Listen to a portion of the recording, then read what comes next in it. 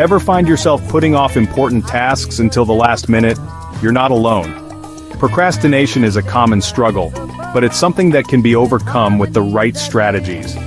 In this video, we're going to dive into 5 easy steps that you can start using today to beat procrastination and unlock your productivity. Not only will these strategies help you get more done, but they'll also bring a sense of accomplishment and reduce stress.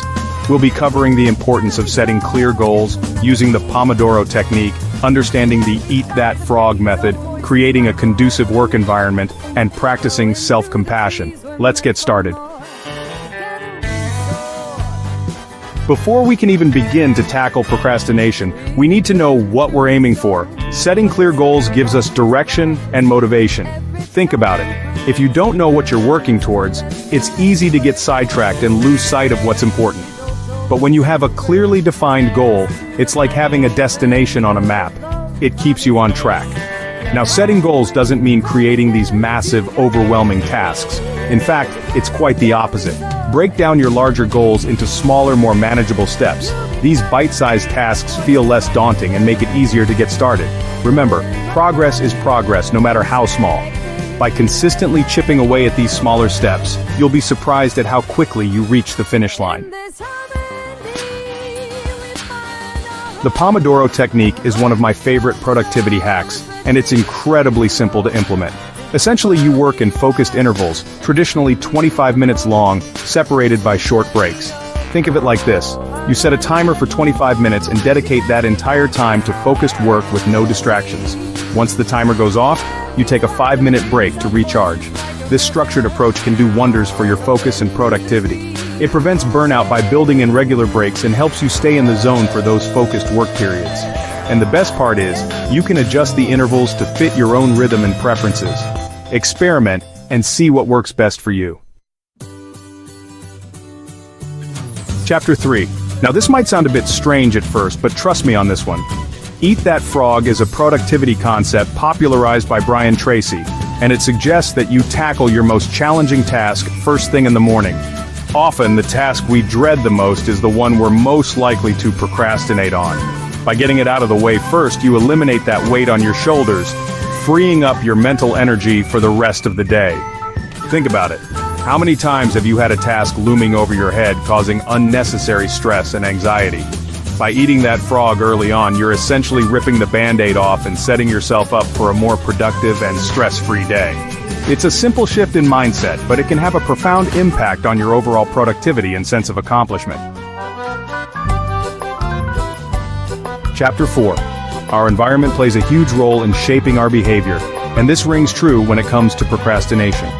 If your workspace is cluttered, noisy, and full of distractions, it's going to be an uphill battle to stay focused. Take some time to declutter your physical space. A clear workspace can lead to a clearer mind.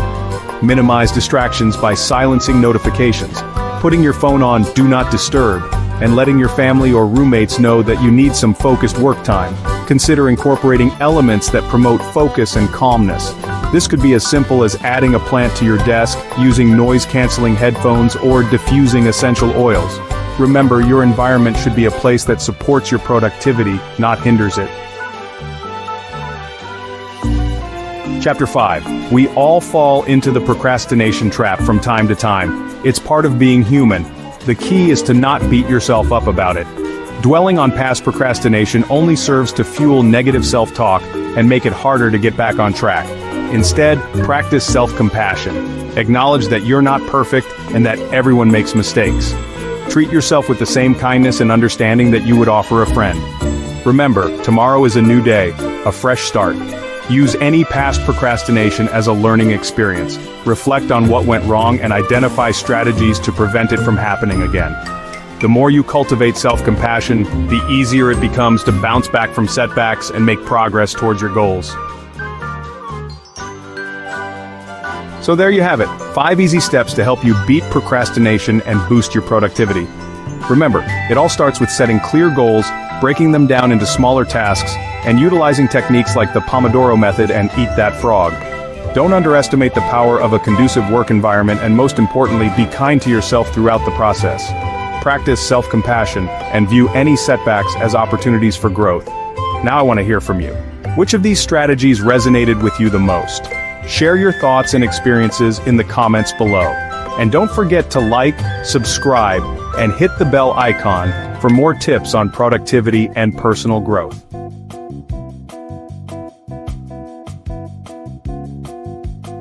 Procrastination can feel like a heavy weight, but I've found some effective strategies to break free.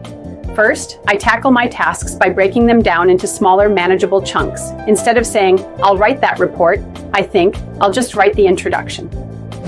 This makes starting less daunting. Next, I set a timer for 25 minutes. It's amazing how much I can accomplish in that short burst of focused work. After the timer goes off, I reward myself with a quick break, maybe a snack or a short walk. I also eliminate distractions. I put my phone on silent and close unnecessary tabs on my computer. Creating a dedicated workspace helps me get into the right mindset. Finally, I remind myself of the satisfaction that comes from completing a task. Visualizing that feeling motivates me to push through. By implementing these strategies, I've turned procrastination into productivity, and it feels great.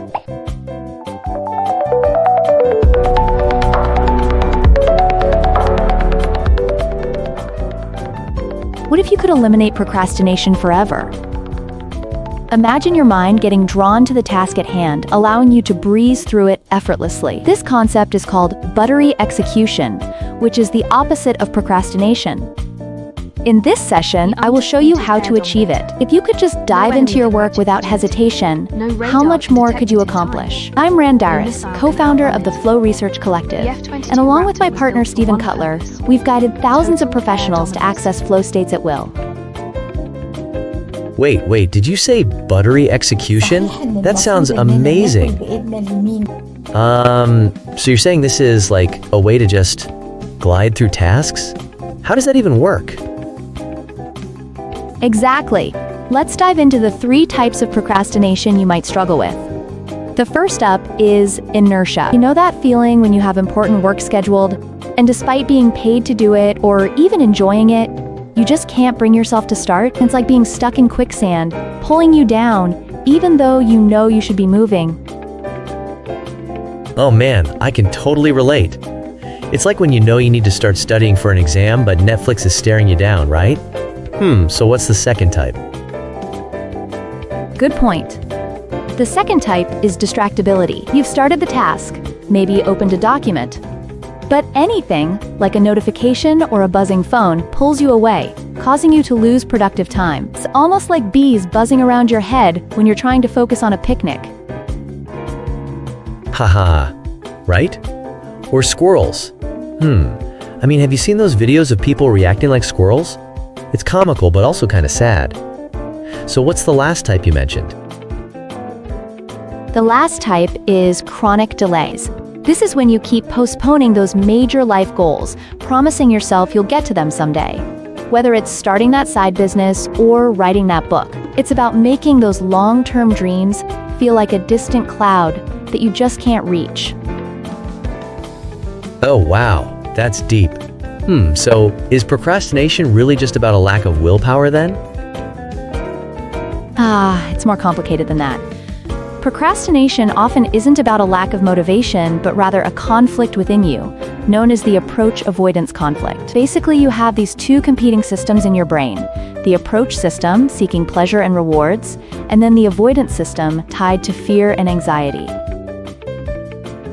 Whoa, so it's like a tug-of-war game happening inside your head?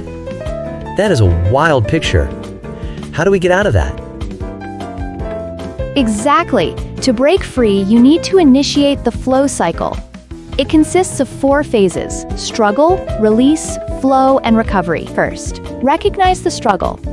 This acknowledgement is crucial for your brain to engage effectively and enter a state of flow. It's like warming up before running a marathon.